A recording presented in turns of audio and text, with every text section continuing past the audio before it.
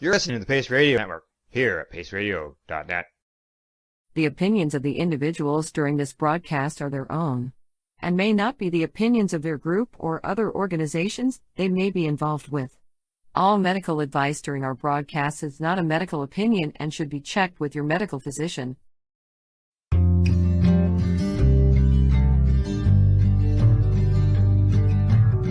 I want to talk about news, don't want the drama. From no pretentious media Madonna. I found me a great ganja mama. Cannabis and coffee with Tamarijuana.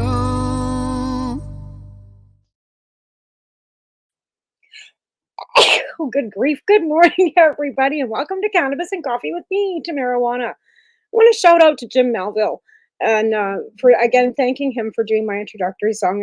It's been about, I think I've had it now for about 4 years, but we used it on the old network. Now we're using it on this network, and that's just a huge shout out and a thank you to you. This morning I have an activist that's been around for, I think he said 43 years. That's a long time to be involved in legalization and trying to make, the cannabis plant be something that's first and foremost for medical patients or for people in general. We all know somebody that uses cannabis for medical purposes. Now, whether you want to call them patients or whether you want to call them people that use cannabis for medicine, that's up to you. I've never been one that wanted the dog tag, to have that tag, that license, even though I did go out and get it at some point because I wanted to protect my son and be able to have the ability to grow my own cannabis. Now, over the years, that was in 2012, we, lost the ability to grow our own cannabis, had to go back to court. And that's where Carl kind of comes in too, because he was involved in the Canadian Cannabis Coalition with Jason Wilcox, which many of us were. I was the Alberta rep for quite a long time. And through the collective activism that was done across the country, we were able to come up with enough funding to be able to take this issue to a BC Supreme Court, where now it's an injunction. So the MMAR still stands for some people, so they can grow their own cannabis, and then they had to change the whole program again from MMPR to ACMPR, which then gave patients the ability to grow their own cannabis again. The unfortunate thing is that the MMAR allowed people to grow a little more freely, where the ACMPR started putting restrictions. And because the kiosk was done for soldiers, because the Canadian government Ministry of Defense was paying a certain amount for PTSD for soldiers. So then they did this comprehensive study to see how much it cost. And basically it boiled down to they weren't going to pay any more than 3 to 5 grams. That was the recommended dosage. So overall, that kind of became the overall dosage for, kind of precedent setting for people, maximum 5 grams a day. Well, some of us are already at 15 and 20 grams a day. So for us to be able to be knocked back down to 5 grams a day, never mind the plant count. How can you tell somebody that they, their ability? Anyway, because of dollars and cents is pretty much my take on how that kind of all rang down. So the ACMPR still exists, but it's really hard to find a doctor that's actually going to give you a prescription that's over the 5 gram limit. There are some, but again, you're still paying money. The only way you're going to get a free licensing is if you go through some of these places that then take you to a licensed producer. My doctor said, why do you need a license when you can go to the store and get 30 grams a day when you're only prescribed 15? The ability to grow your own medicine still hasn't come to that mindset where it's actually our ability to be in control of everything from seed to end for my body. And I think a lot of people don't understand that whole production.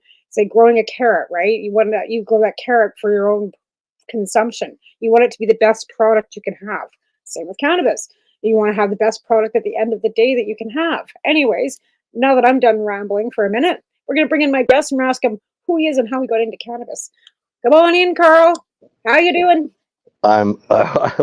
Everything was good until I realized I was my camera's needing some power. I'm fine, thank you. And your introduction was awesome. I actually learned a lot. Well, that's why we keep doing these podcasts and these to keep education flowing, because now that cannabis is legal and our community is kind of fractured. In fact, our community is really fractured, to be honest.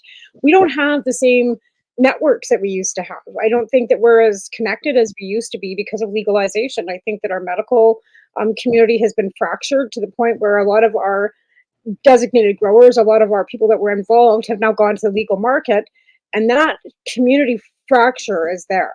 And we're talking about division, and that division was always there, like right from the get-go. Like we all know that there was lots of egos in the background, always fighting amongst ourselves to try and get the right messaging out so that we could get to where we are, whether it was for patients' rights or whether it was for cannabis rights in general, right?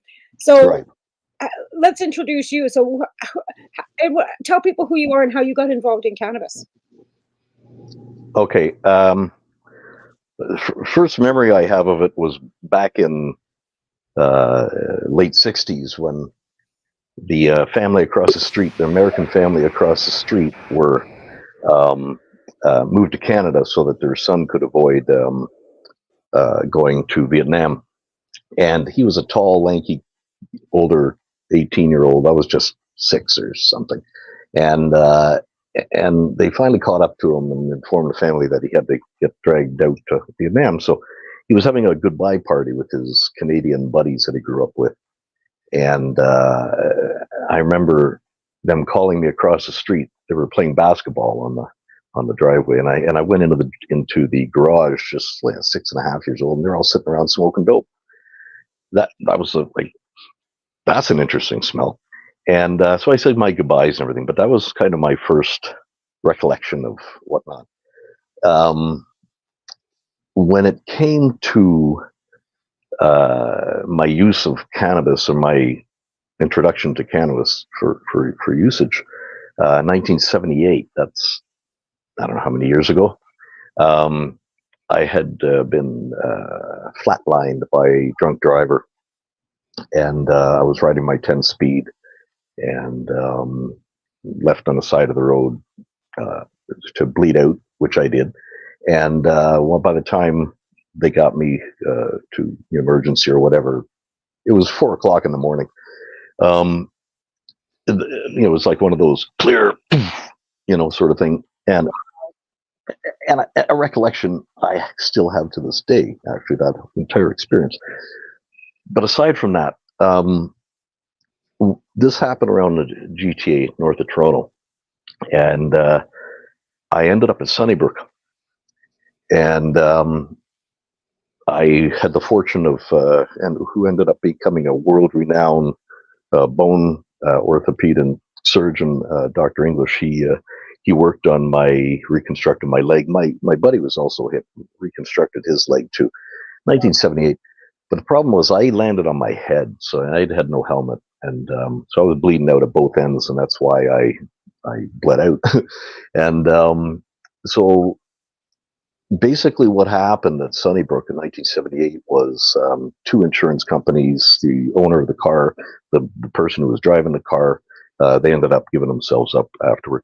And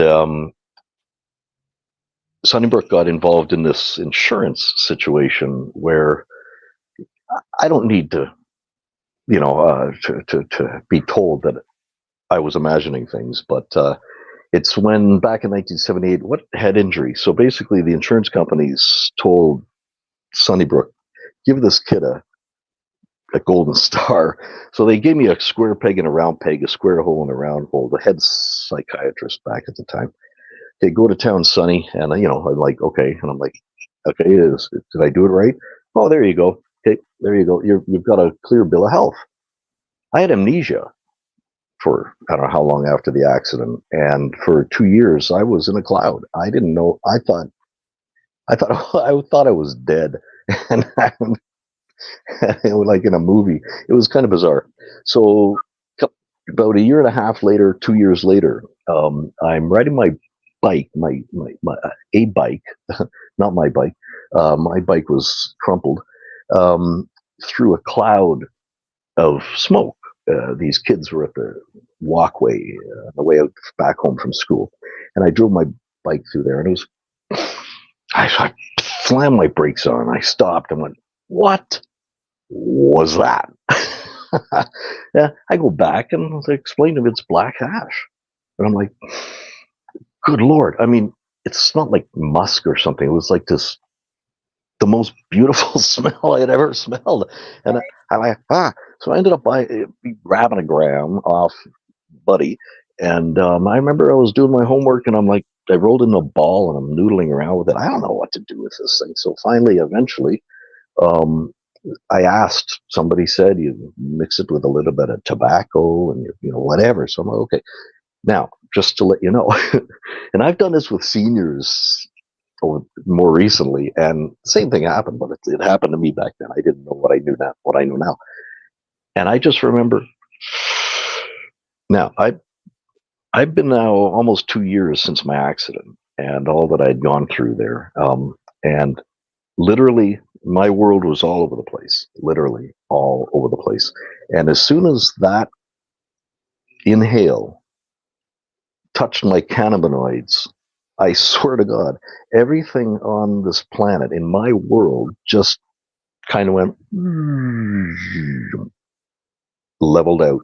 And I was like looking around, blinking my eyes like a bright-eyed and bushy-tailed, going, like, what just happened? Yeah.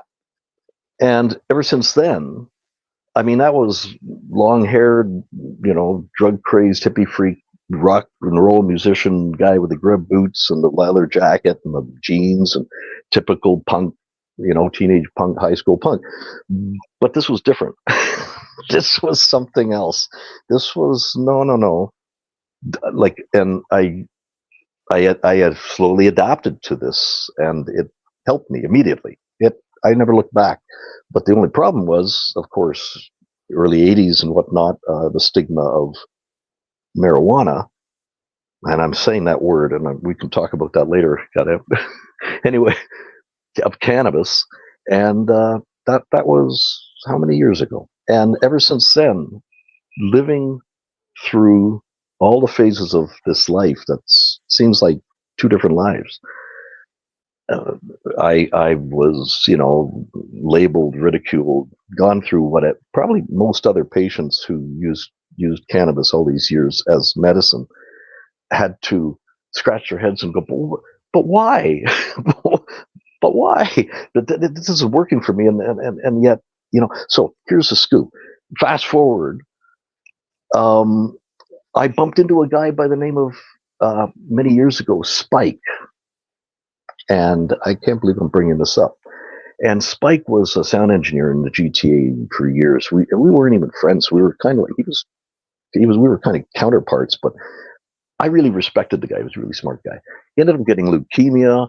Everybody vied for him. The village got together. We raised money for the guy. He ended up becoming anyway, it's a long story, but the bottom line is he lived to talk about it. He moved out to Vancouver. He was out in Vancouver, and I found out that he's doing very well. He got his MMAR, I guess, at the time, and his cultivation license, and cannabis was really helping him out. But I didn't know much about this guy at that time. We spent 31 years in the music business together. And then somebody stole his husband and a wife, who they may even be listening. Whoever knows Spike, and I know a lot of people out there knew Spike.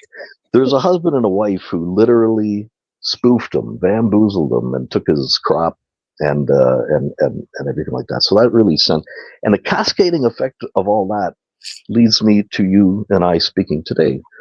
And it's weird because, at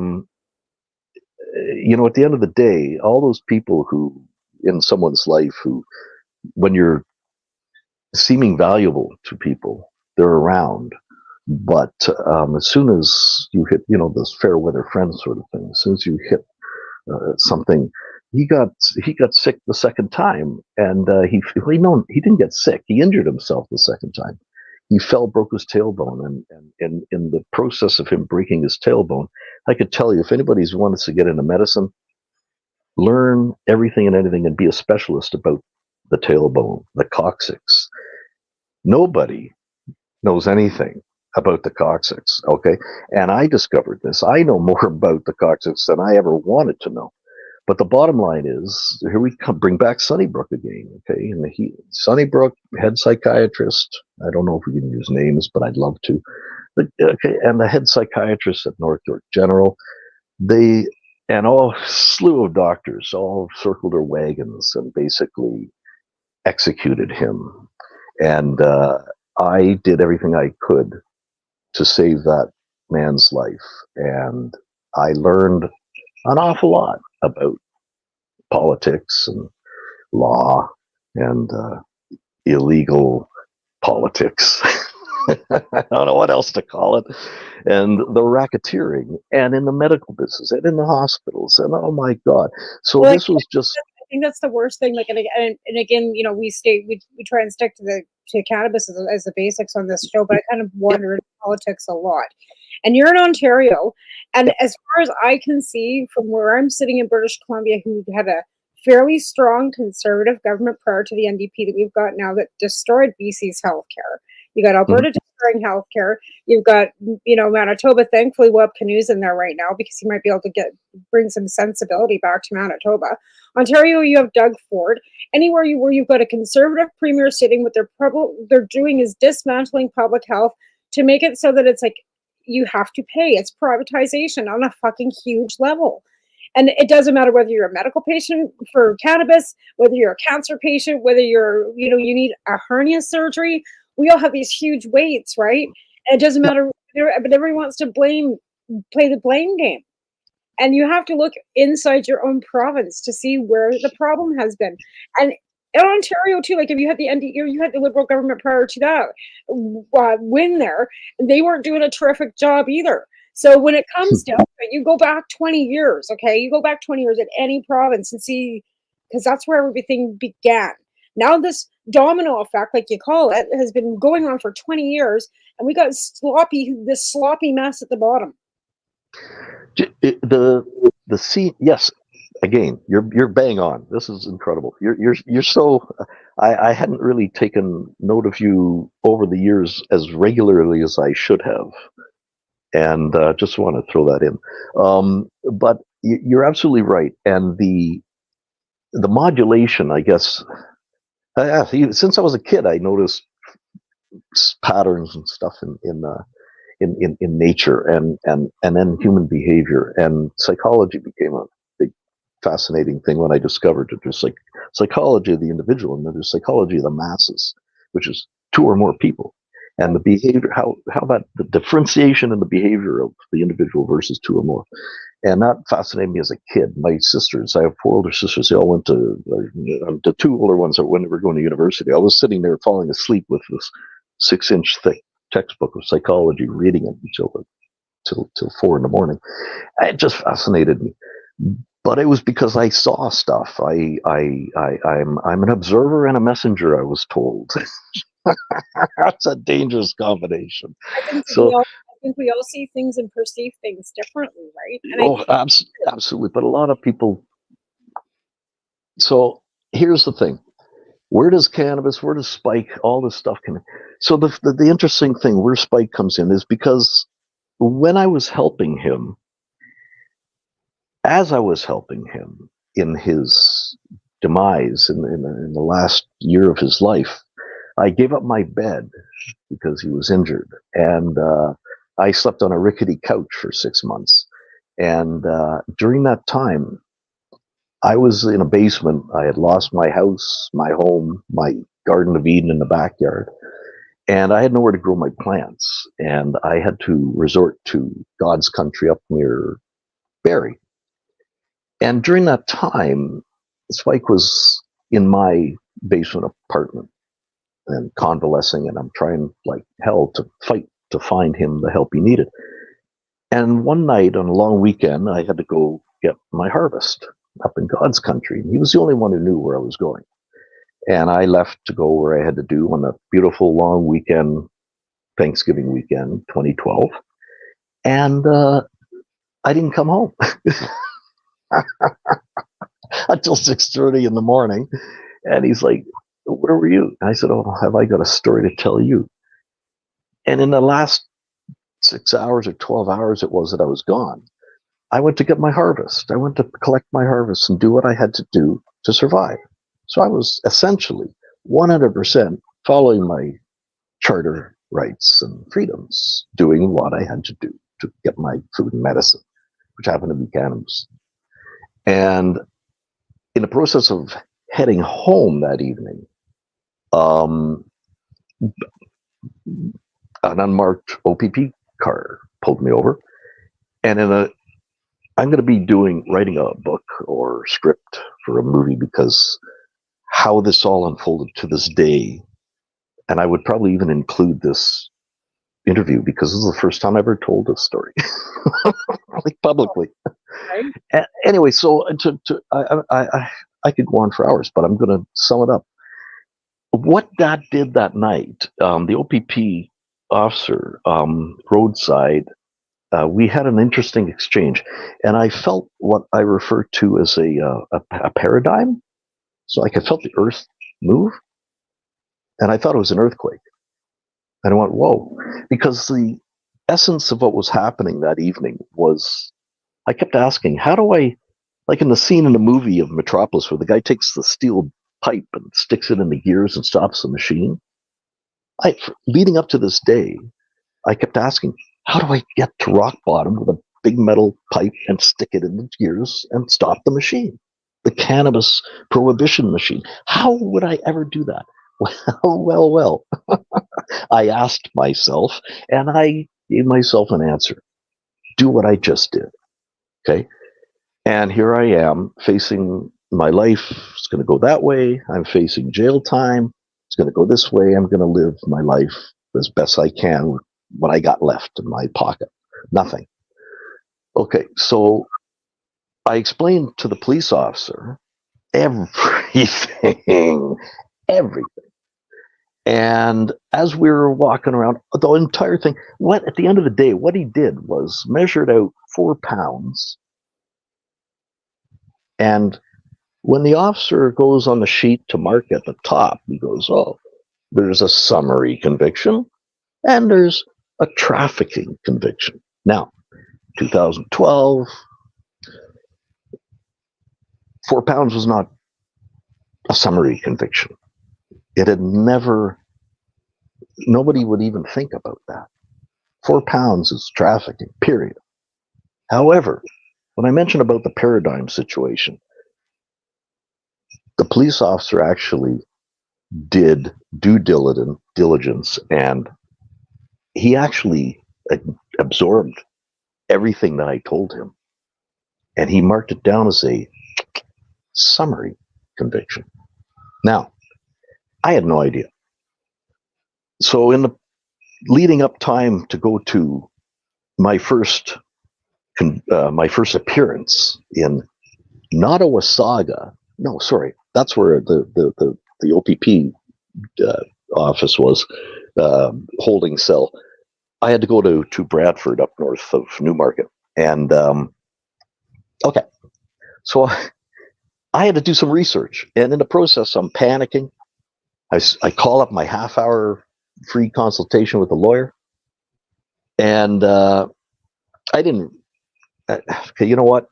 My question was, do I need a lawyer for my first appearance?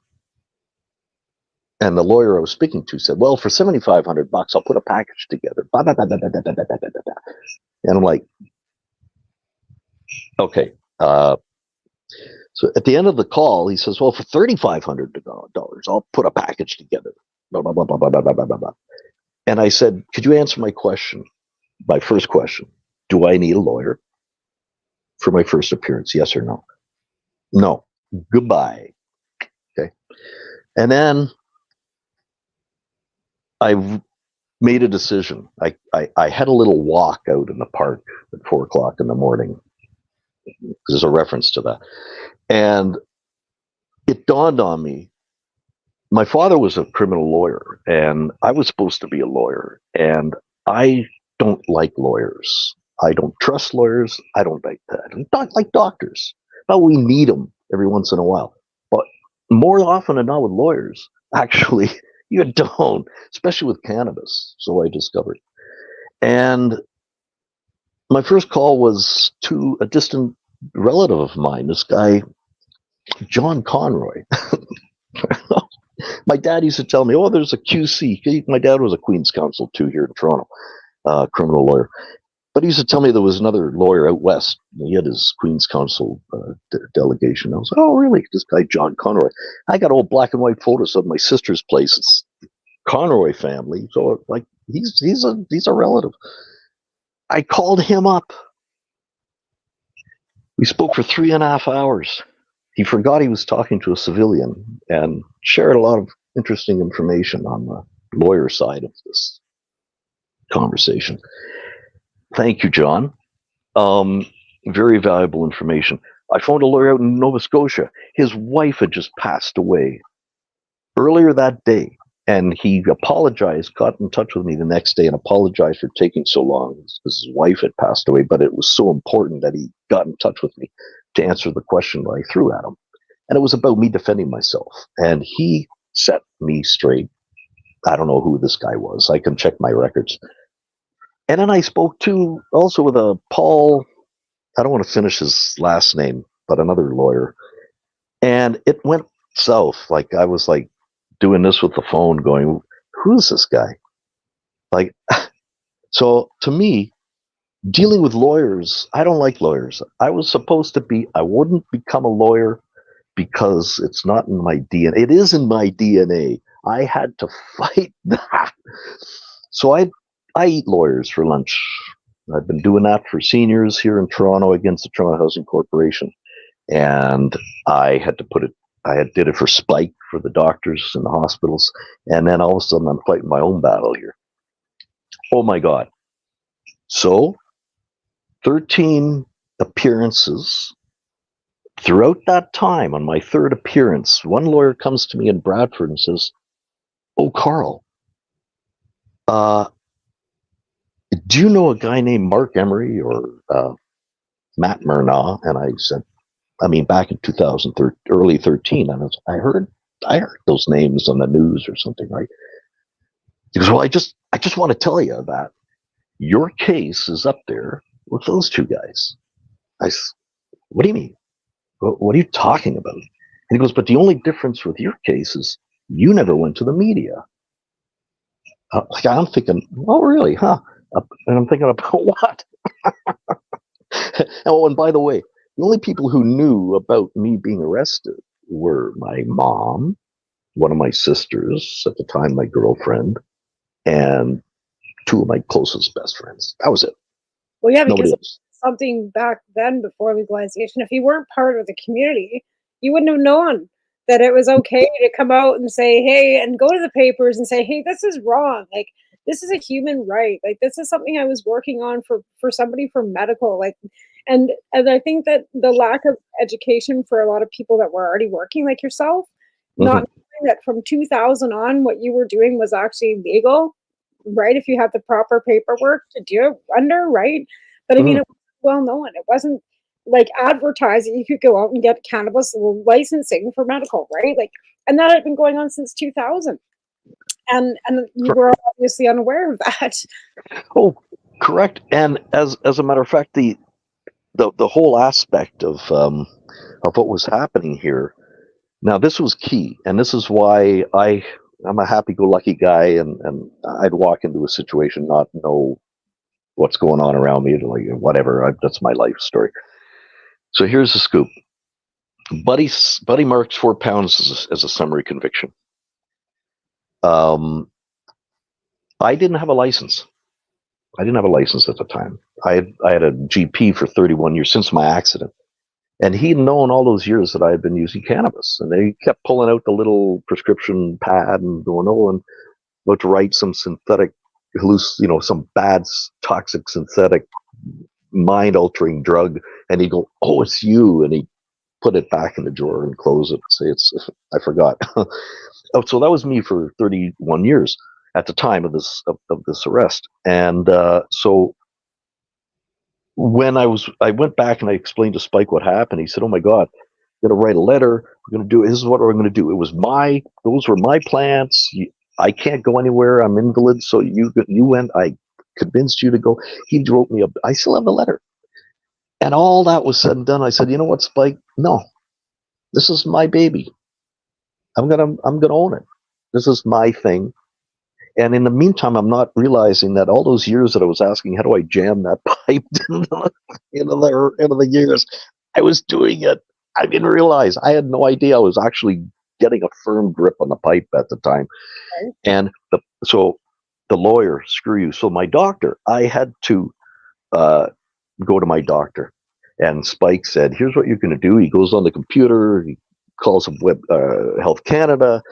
We print out an application from my MMAR and a possession standard 5 grams. He explained everything to me. I'm like, why, how, what?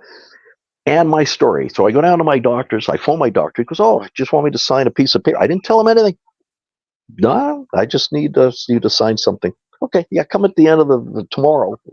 Last patient. I'll sign it. I can be on your way. Which is basically what I did.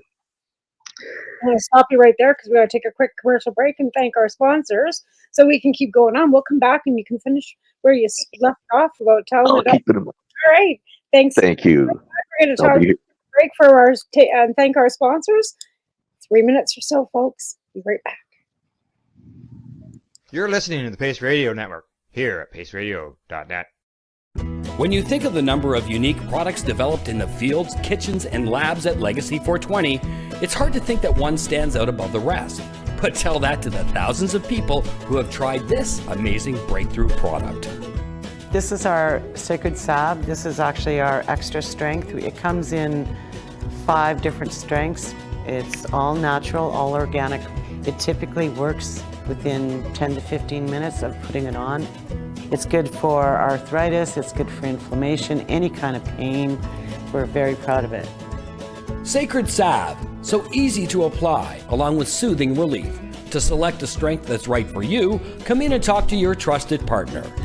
Legacy 420 out on your road.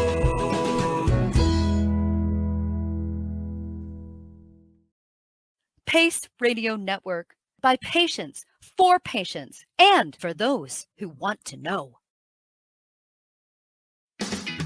Enjoy the buzz of legalization with Campbellford Lifestyle Shop. From lights to plant nutrients, books, consumption accessories, and more, we've got all your basics to grow or consume cannabis. Visit our info center or take a look at our piercing services and body jewelry, now available in-store through Campbellford Lifestyle Shop, 17 Bridge Street West, Campbellford.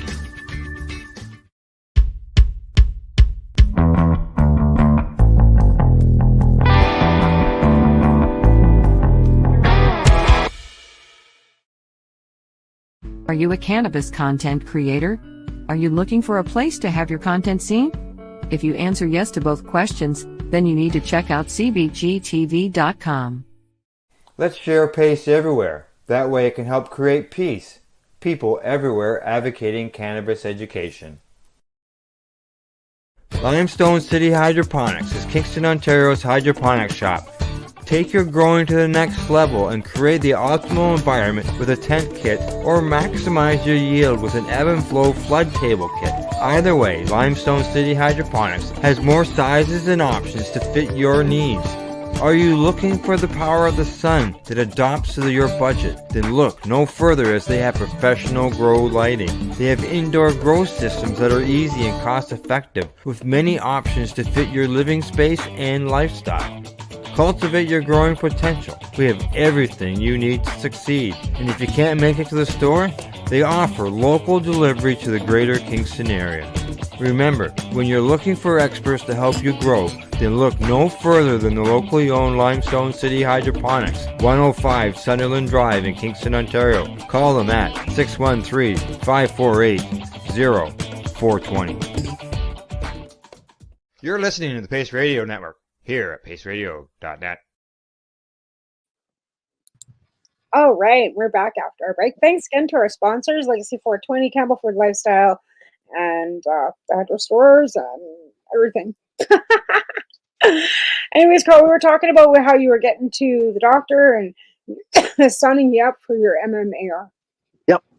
So, real quick, he knew all these years that I'd been using cannabis. So when I showed up that day, and he left the office, and I throw the brown envelope, and I had the whole spiel ready. The whole story. Oh, blah blah blah. This happened. So I put the brown envelope on his side. He comes in. He sees a brown envelope. He sits down. No, what's this? He didn't say anything. He just kind of opens it up, and I see his eyebrows go up. He flips a page. He's doing his thing, and I'm thinking, this isn't new to him. So then he goes, yeah, and then about the right, he turns the next page and he looks at me and he goes, so to date, what have we done so far? And I was told he's going to ask that question. I went, oh, hang on a sec. So I pull out another piece of paper and I hand it to him with a list chronologically of, all what's happened. And he went, okay. And he leans over, he gets his little pad of, stamp pad, little stickers, boom, boom, boom, boom. And he looks at me and he says, isn't there supposed to be a little photograph of you or something that I signed a back of? And I knew right then, oh, you've definitely done this before. And I said, oh, my printer wasn't working, actually. I didn't think I'd even get that far. I'd have time. I was in a rush. I had to go, so I left without. He goes, I'll just bring it by tomorrow night, at the end of the day or whenever. I'll just sign it. Okay, so I got that. Fast forward. I go to my first appearance up at Bradford. And speaking with the lady, she was there, not adjudicator, it's the duty counsel. So the duty-free legal spiel, she's reading my thing. She goes, oh, you're looking at jail time. You're looking at a lot of jail time. You're looking at some pretty steep fines and basically something I'll never be able to come out of in this life, right? And I'm going, yeah, oh, so all this is going on. I said, well, I didn't do anything wrong, actually. and so at the end of it, she goes, okay, well, your name will be called. And I said, oh, I forgot one thing. And I hand her this envelope, and she opens it up, and she looks, oh, you got this signed by your doctor. And she goes, what? I said, yeah, I don't know if that's going to help any. And then she looks, and she's looking at the two things. She goes, nice try, Mr. Braund. She goes, your doctor's sign is 3 days after your arrest. What is this, a go home for free ticket? And I looked at her, I said, what? What are you talking about? And she goes, yeah, well, you got your doctor to sign this to, and I said, no, my doctor doesn't know anything about an arrest. I never mentioned anything about an arrest. I didn't mention anything about it. He doesn't know anything about anything. I wanted him to make his decision based on being my GP for 31 years, and he did so. And he was expecting me to do this any time. I was actually supposed to do it 2 weeks ago, but luck wasn't on my side. And she goes, oh, well, I'll just give this to the thing. Okay. So when it comes to the judge coming out and listing all these things that I'm looking at, he goes, how do you plead? And as I'm building my breath to say not guilty, one of the Crown reps jumped up and holds up my license. And she goes, oh, Mr. Braund won't be pleading whatever today because he's awaiting his MMAR license. And so we'll expect to see him back in, 2 months. And so that, and I, exactly. Exactly. So fast forward, 13 appearances. During this time, a lawyer came up and said, the lawyer came up and asked about the Matt Murnaugh thing. He said, do you know why did you know your file was on Harper's desk? I said, what? He goes, yep. He said, they didn't know what to do with you. He didn't, because Harper was in the process of lying to Canadians about the gardens, about, like homegrown home ops or grow ops or whatever. Nobody realizes that it wasn't just cannabis gardens, all gardens, just for the record. So under the guise of the cannabis facade, okay? Now, I was getting bamboozled by somebody who I had been introduced to at this time to help me fast forward my licensing, to help me with my licensing, get her moving. I needed an address because I wanted a cultivation license. So I was introduced to this guy named Todd, and that's all I'm going to say. His name's Todd, and he was Harper's federal cannabis advisor. And we had this conversation. And as he's showing me all these different extracts and blah, blah, blah, and this does this and that does that, and about the nerve sheath around the nerves and what is all, oh, this is beautiful. I know it's a good plant. It's a win-win situation there, Todd. But when you're talking about this, at what price point do you plan on coming in here, right? Now that you're talking about legalization, he goes, oh, we'll take 5 or 7% off the going rate. And I'm like, do you realize who you're talking about? Most of these people are marginalized. They're on disability. They're on death door. They're using this plant to survive, including myself. And you take 5 to 7% off the going rate, which is the government's 1,000% inflated historical illicit market street price. Is that what you're taking the 5 or 7% off of? Oh, I never really thought of it that way. But this is Harper's federal cannabis advisor in this conversation. I said, Mister, down the road, you're not going to get away with this. Okay, you're going to see somebody going like this, waving their arms, jumping up and down. You're not passing me on this one, okay? You're not going to go past on this one. Now, that was end of 2012. That was 12 years ago. Is it already 12 years ago? Yeah, because we've had legalization since 2019. Yeah, so, okay. 5 years of legalization, been taxing.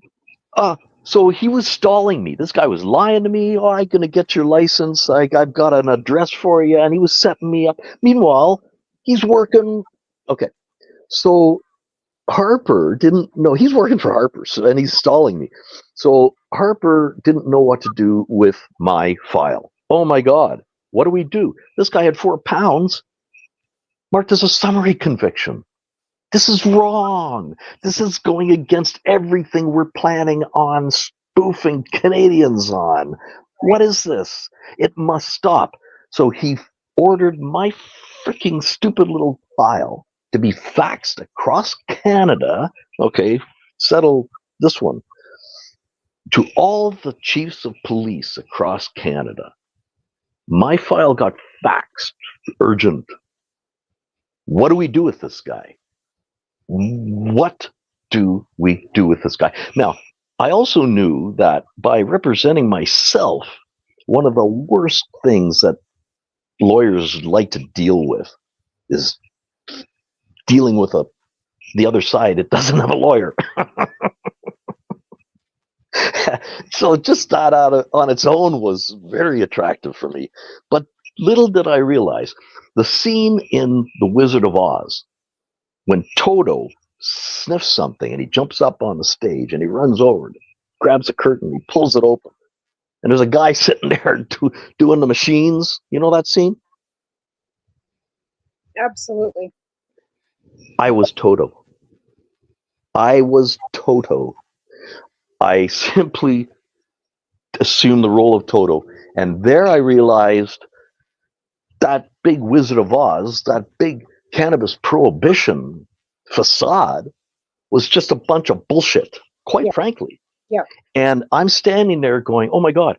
So while I was going to court, I realized that everything I'm reading on the legal side, the legal federal, provincial, municipal, Canadian society, Upper Canada, stick it up your river without a paddle society, law society, everything about everything that we're talking about today is based on a known, simple, single, known wrongful scheduling of cannabis as a narcotic.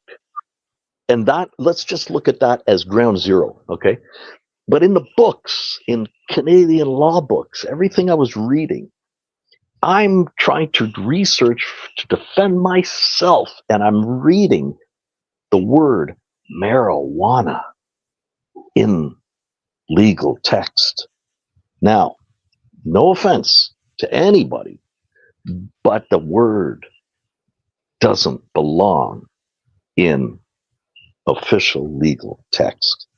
And I I put together a beautiful little letter to the Upper Canada Law Society explaining that I'm defending myself, utilizing your material to research my defense, yet it's ripe with inappropriate, incorrect, inapplicable laws, and not only today, but for the past 100 years. Right. And did you know that within 8 months after that, the word marijuana literally vaporized from Canadian law? Yeah. I still have that letter. And I wrote that letter to inform the other side, my opponents, apparently, the Crown, that the ground they were standing on, don't waste my time. I'm defending myself against an illegal law. Okay, I didn't know this. Fast forward, that was 2013, 2017. Here I am, showing up at every damn patient-run dispensary or non-LP dispensary that I could, because they were, threatening all the. Oh no, you can't come back to work. You can't ever sign here. Okay, so let me fast forward. I'm standing there in a dispensary up in Vaughan, Ontario, patient-run dispensary, knowing that at any moment that door is going to, open, and it's going to be time to bedtime for Bonzo. And sure enough, that moment came. I see the paper against the glass thing, and I look and I see, Yorkie Porky, and I'm like, and he's saying something about open the door. Oh, hang on. I do not give them anything to get you on. And I'm standing there, and to go through what we had to do, I'm now in cuffs.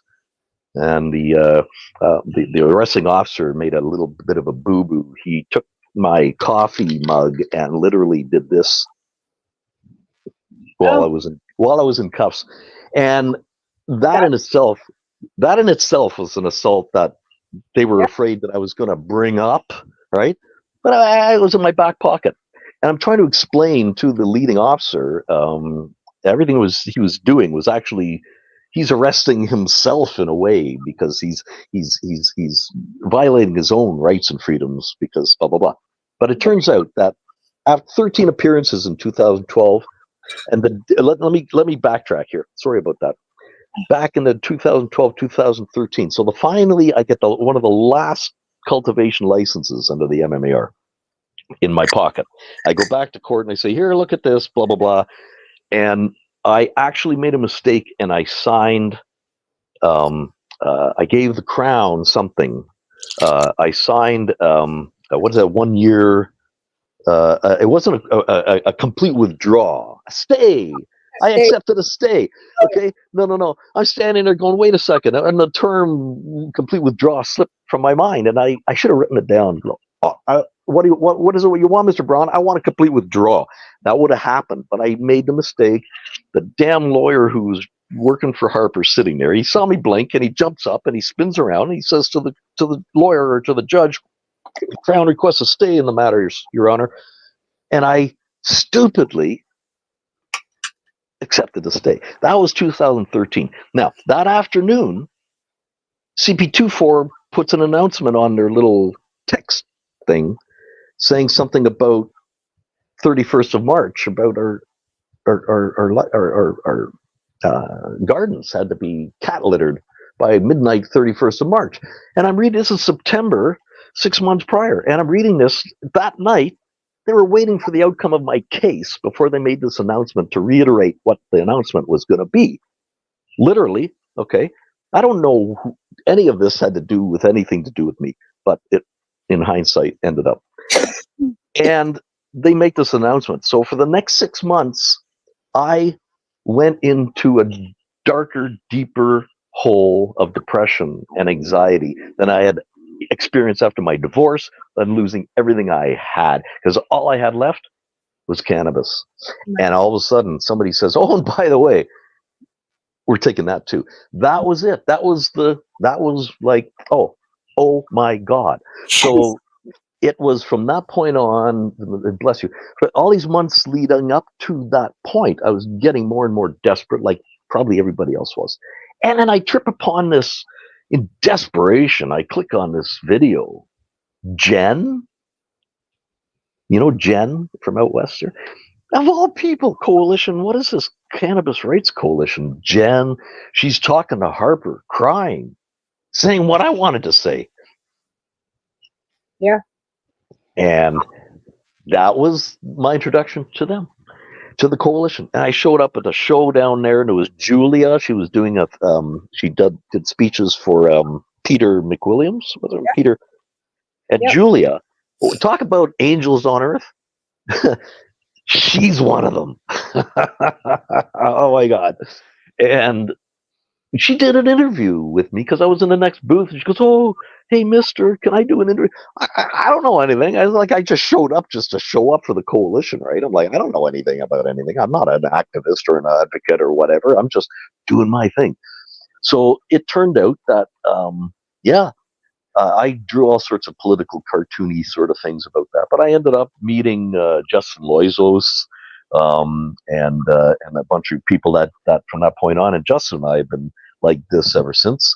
And that guy, yeah, and on and on. And so, but the bottom line is, fast forward again, Vaughan, 2017.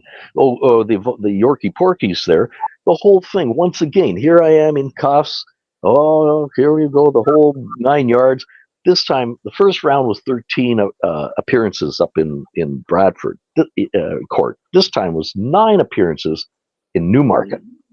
And I got busted on 3 major trafficking charges this time.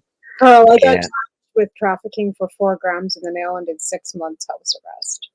Okay.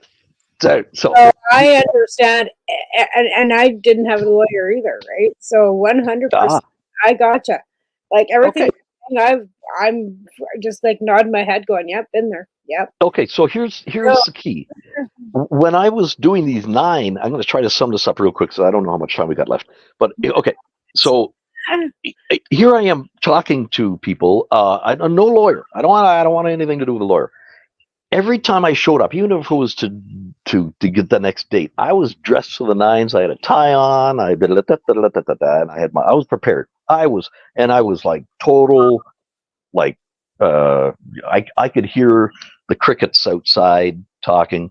I could hear the mouse over there. I swear to God, I could hear people think, and I was so on alert. And those 9 appearances, I think 8 out of 9 times, the judge puts their hand and says, "Mr. Braun, I would just like to thank you for being so prepared, being so passionate about your words, and so careful about blah, blah, blah." And I'm like, thank you, Your Honor. Hey, but this went on. And when shit started hitting the fan, where the Crown was realizing, well, they know who I am already, and now they're really going to but now it's not Harper, it's Trudeau. And Trudeau avoided me at a town hall. He knew who I was. He was like, I'm like, next question, right? And anyway, I don't want to get into it. But this time I'm sitting there, and in Newmarket courthouse for those 9 appearances, and they were stacking it up. Every time I went, it was like it was getting worse. And the first Crown attorney, who was really going to stick it to me, in turn, I just stood my ground and basically sizzled her so bad that they had to send in the reinforcements. So they sent in the boss for the next couple of rounds, and I was like going like this with them. Okay. Like, I don't want to hurt you. Anyway, so fast forward, here we are, 9 appearances, and then the last appearance, the judge puts his hand up and he says, "Hang on a minute, Mr. Braun." He looks at the Crown. He says, "It's to my understanding that Mr. Braun wants to open up a charter challenge. So I would advise, when you take him down to the booking office, that you put aside 5 to 6 days, because this may take a while." And he looks at me and he says, "Am I correct in saying so, Mr. Braund. And I looked at him, and I remembered him back in my mind. When you self-defend, the judge isn't your friend, but he's the best, closest thing to a friend. Not only, but a best friend. And you have to put a lot of trust in that relationship because they're there for a reason. They're not just anybody. They're the frickin' judge. Judges are not, they know what they're doing. They've been there. They have to be impartial. It's not like they're taking your side, right. And just, in no way, they'll defend you because in no way do they want these other people pulling wool away. Not in their court. So keeping that in mind, this man told me my option. Hey, that's exactly what I am in the process of doing, Your Honor. Yes, thank you for reminding me. So I jump up, open the door. The Crown's like, you're supposed to hate me. Why do you open and holding the door for me? So we go down to the office, have a little chit-chat with them. We come back, and we go back into the courtroom after booking for 6 months down the road, 5-6 days for the court next appearance. And he gets a phone call. The Crown gets a phone call, and he goes, "Oh, Your Honor." He goes, "Oh, take it out in the hall. We'll be here." He goes out in the hall. I'm sitting there, and of all times, I have an anxiety attack. I'm sitting there, and all of a sudden, I took a deep breath, like one of those sort of shuddered, and I was thinking, oh my God, I have to go to trial. Right? I'm going, oh no, right? I did it. What did I do? And I couldn't breathe. And I started bawling my eyes out. And I'm like, I grab a Kleenex, turn around, the clerk and the judge are behind me. And I think I saw the clerk going, I think he's crying. So I'm like trying to dab my eyes. I can't breathe. I'm talking to myself, trying to calm myself down. Whatever's going to happen is going to happen. Blah, blah, blah. The Crown comes back in the room, and all I hear is like the adults in the Charlie Brown show. Wah, wah, wah, wah, wah, wah, wah, wah. And I'm like trying to get my next breath. Minute goes by. I turn around. I had my eyes dry, and I look up. I can't see anything, and you've got goo in your eyes. You've been crying. And I look up at the judge, and all I see is this.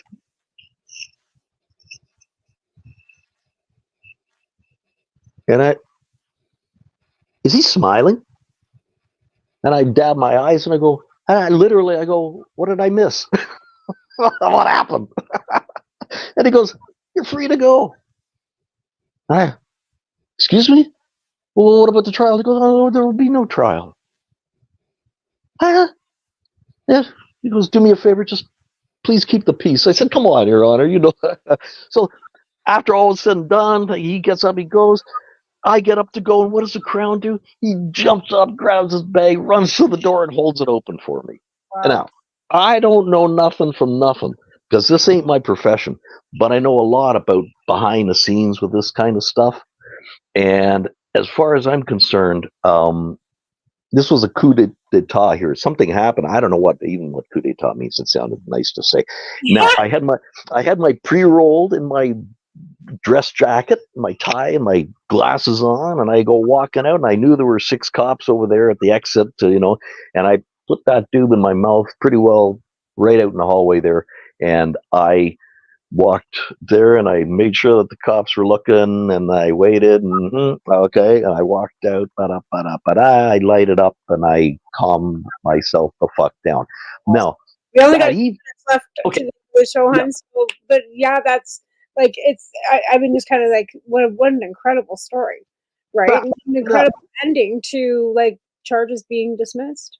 Well, now, my phone call that evening, real quick, I phoned up a lawyer, a prominent lawyer in this business, who I had a conversation with the weekend before, and this lawyer kept saying to me, you got to give the Crown something. You got to, whatever you do not. Now, I'm going to emphasize this hugely. This lawyer was telling me, do not go to trial. Whatever you do not go to trial. Give the Crown something. And I go, no, the Crown is not getting anything from me. As a matter of fact, the Queen's taken everything from me so far, and I said this in court, that I want it back with interest. So I told this lawyer, no, dude, you got to change your tune, because what you're saying is not right. The week goes by. 2 days later, that was a Sunday before my last appearance. 2 days go by on CP24. This guy is being interviewed on CP24. And at the very last 30 seconds, he said what I asked him to say. I was like, hey. Friday comes. I go to my last appearance, which turned out to be my last appearance. And I phoned a lawyer and I leave him a message. He calls me back that night. Carl, how did it go? Oh, name to be withheld. I said, it went well, apparently. And he goes, what happened? And I said, this is what happened. He goes, Carl, if what you're saying is true, 50 people have tried and didn't even come close to doing what you just did single-handedly. That was unprecedented, what you just did. And I was going, what? And then he asked me for my trial number, and I gave him my other trial number from years prior. And just to fill you in on that one, another lawyer told me, the things that they don't tell us. So fill in the blanks. Buddy's been using these numbers ever since. And I got to tell you, I had no idea anything of what I had done until long after the dust settled. And these are two aces in the spade. And I got to say, not once, but twice, did I go and sock Goliath in the nutsack real good. But it looks like the third time they're going to have to lose them altogether because they're still standing. Do you know what I'm saying? So at the end of the day, we're going to have to, cut this No. off for time. But we'll have to come back beautiful. and do another round because there's so much more to this story. Oh my God, is there ever? But that's it. It's all a lie. I have to say, the Cannabis Act and the ACMPR right now, 100%.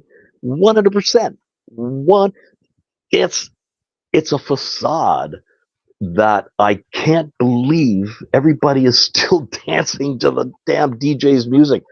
Pull the plug on it already. It literally, and if we need to do it in Canada, it's going to set this record straight for this plant globally real quick. But it has to start here in Canada, and it's already done. The only thing that's happening right now is these jackasses are holding up this bullshit lie every day. It shouldn't exist. They need to be taken to court. That's what I'm trying to do right now. I'm trying to bring it to the attention of Canadians that whoever's behind the ACMPR and the Cannabis Act and Health Canada. Health Canada's a joke. They're a poll-stroking political corporate cesspool of racketeering. And that's what it is. And here we are buying time. They're buying time. That's all it is. Right? That's all it is. This is sickening. It's a fatal joke. So it's done already. I knew this in 2012. I just didn't realize. I was trying to tell the people in the coalition, but you want to listen to my story. I'm sorry, dear. We got to cut this off. So thank you again, and thanks to our sponsors. And we'll be back next week. Awesome. We'll have Carl back. Talk to you later. Bye. You're listening to the Pace Radio Network here at paceradio.net. The opinions of the individuals during this broadcast are their own, and may not be the opinions of their group or other organizations they may be involved with. All medical advice during our broadcast is not a medical opinion and should be checked with your medical physician.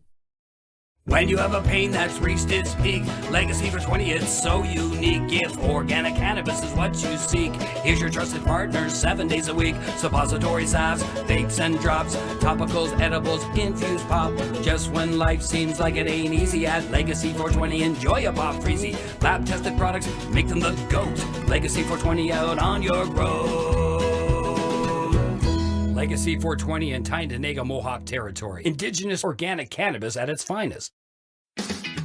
Enjoy the buzz of legalization with Campbellford Lifestyle Shop. From lights to plant nutrients, books, consumption accessories, and more, we've got all your basics to grow or consume cannabis. Visit our info center or take a look at our piercing services and body jewelry, now available in-store through Campbellford Lifestyle Shop, 17 Bridge Street West, Campbellford.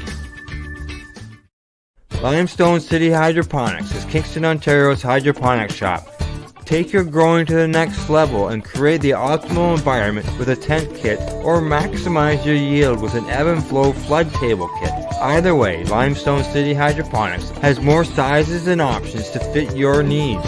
Are you looking for the power of the sun that adapts to your budget? Then look no further, as they have professional grow lighting. They have indoor grow systems that are easy and cost effective, with many options to fit your living space and lifestyle. Cultivate your growing potential. We have everything you need to succeed. And if you can't make it to the store, they offer local delivery to the greater Kingston area. Remember, when you're looking for experts to help you grow, then look no further than the locally owned Limestone City Hydroponics, 105 Sunderland Drive in Kingston, Ontario. Call them at 613-548-0420. We are people advocating cannabis education here at paceradio.net.